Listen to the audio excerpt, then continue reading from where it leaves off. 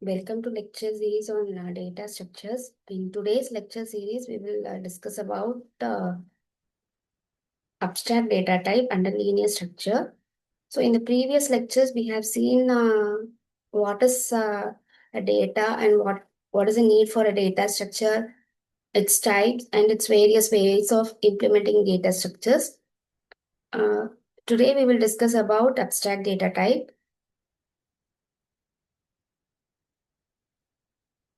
Okay. Now, look at this picture. What do you infer from this picture? You So look at the first picture. It is a juice vending machine, and second one is some customer screen, some pictures. Third one is again a customer. I mean, only two pictures we have. One is a juice vending machine, and other one is some customer screen. So what do you infer from this picture? From the first picture, you could see, or you could say, when you insert a coin, you get to choose five options. One is peach, apple, lemon, lime, or cola. And for example, if you're choosing lemon, you will get lemon soda.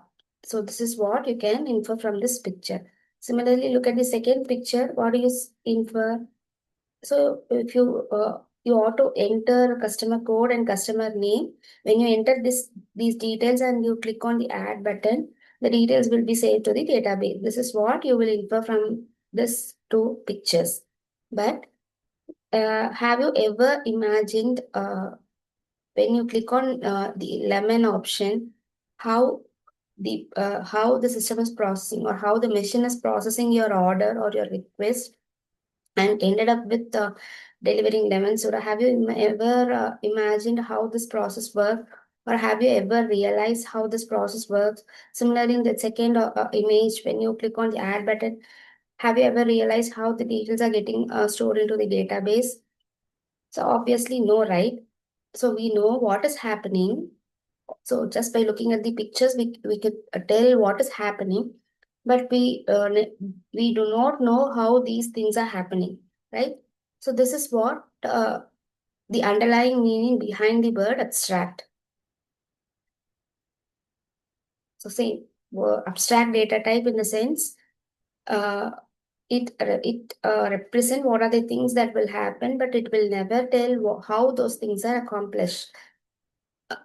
So that is what abstract data type is about. So it's a mathematical model with collection of operation, and it is defined in terms of its data item and its associated operation, but it will not reveal, or it has nothing to do with its implementation.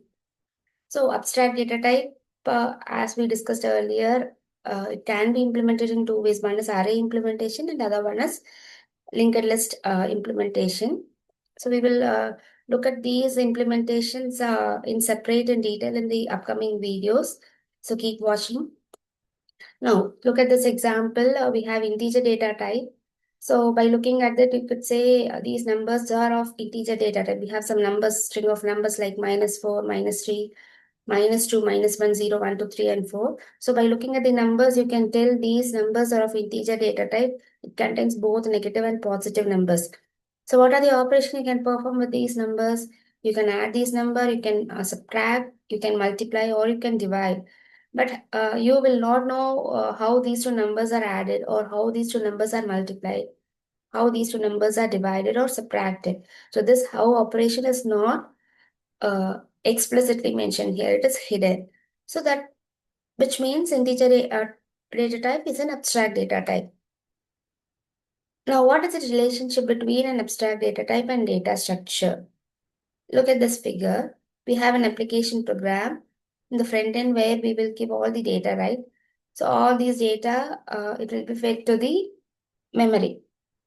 So inside memory, we have a data structure, which is for organizing the data which comes in. So organizing the data is done by data structures. So it can be organized either by array or linked list. Uh, so the data that comes in as an abstract data type, and it is organized with the help of data structure. So this is what the relationship between an ADT and data structure is. So here are some of the example for ADT. apart from integer ADT, which is a primitive data type, we also have other ADTs like list ADT, queue, and stack. So these are various operations that can be performed with a list abstract data type. You can check if the list is full or empty. You can find the size of the list. You can replace an element with other element. You can remove an element from a particular location, or you can insert a value. So these are various operations that you can perform on list ADT. Similarly, this is an example for stack ADT. As the name indicates, stack is arranging the elements one above the other. So in stack, you can either insert or push an element into the stack. You can remove or pop an element. You can check if the stack is full. You can see what you can peek what the element is at the top of the stack, or you can check if the stack is empty. So these are the various operations that can be performed in stack. So here are a few of the benefits of abstract data type. They are reusable, and by means of reusability, it reduces the complexity of the code and it increases the portability. So this is an assessment for you to work on. A mathematical model with collection of operations defined on the model is called as, obviously the answer is abstract data type. So which of the following abstract data type can be used to represent a many-to-many relation? You just work on it. We will discuss the answer, and we will discuss about the continuation of this lecture in the next lecture series. Thanks for watching and keep watching.